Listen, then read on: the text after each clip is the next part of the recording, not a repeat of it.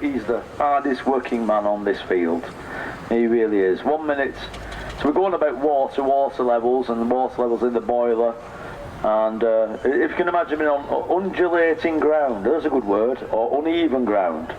Undulating. See, you didn't know I knew words like that. No, I was a bit taken aback. And so 1 minute you've got a gauge glass full of water, the next second it's gone.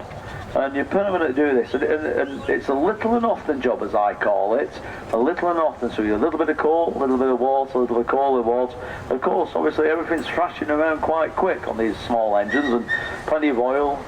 And you do get the knack. You soon pick up the knack if you want to move around and how to learn, and even the models. Well, it's just a model. Well, they're all individual characters. Each engine I've owned over the last few years, and my son's own, and drive, and my daughters, and the young men who all come along, because it seems to have quite a lot of lads who come and drive for us now, and girls, and they all say, well, that one's different than that, and that one's different than that, yet they're all the same pretty model.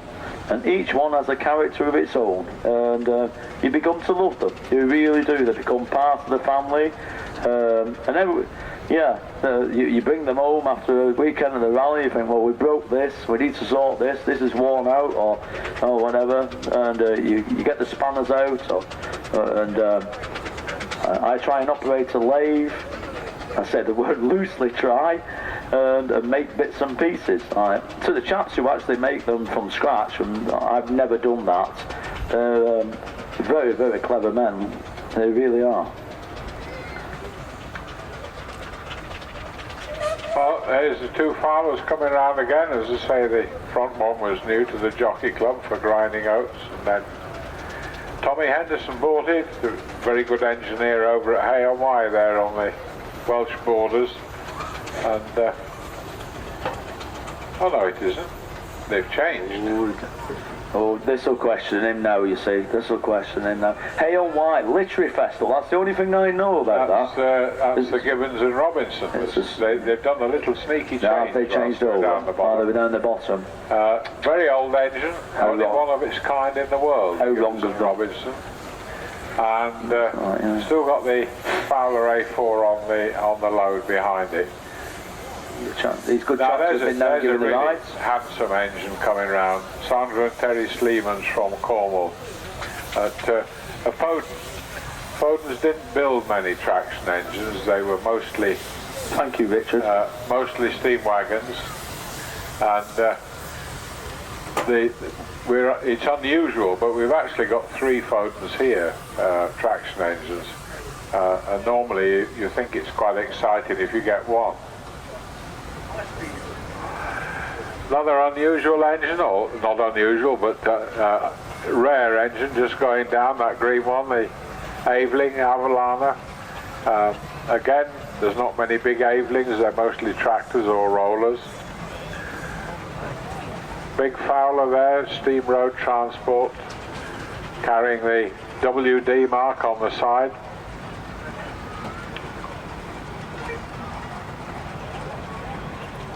The Army had a lot of big engines like that. They used them in the Boer War for hauling guns. And then, of course, in the First War, they hauling the howitzers around.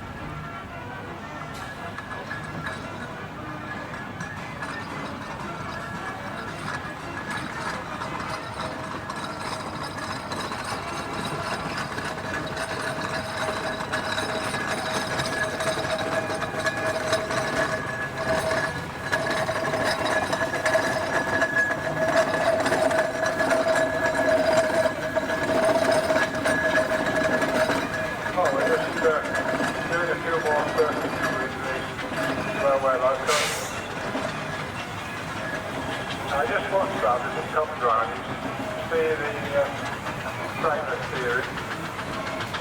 That's all gone automatically. It really bends. It goes round. It's weight. Okay, that's on the trailer. It's got a turn. So this is around the nylon door. On the sharp bend, it moves the back of the trailer out. So it doesn't cut in too much. If you drive an articulated truck, your instinct is to drive to allow for the trailer cutting in. Now you get something like that, of course, if it didn't steer, it would take up an awful lot of room. But that just works automatically as you go along.